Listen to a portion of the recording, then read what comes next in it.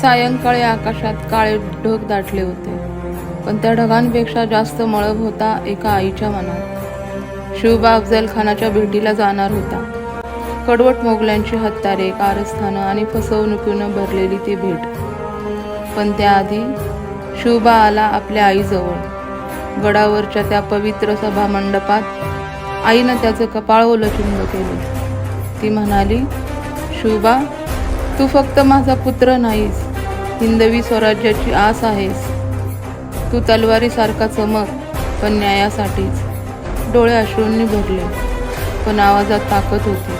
ती म्हणाली, आज तू जिंकशील शिवबा, कारण मी तुला केवळ जन्म दिला नाही, तुझ्या तलवारीत माझ्या संस्काराची धार लावलेली आहे. आणि मग शिवबा वळून गेला प्रतापगडाच्या दिशेने. मागे राहिली ती आई, प्रार्थनेत मग्न. आई जगदंबे, माझा शिवबा जिंकलाच पाहिजे. आईच्या शब्दात असतो स्वराज्याचा आत्मा.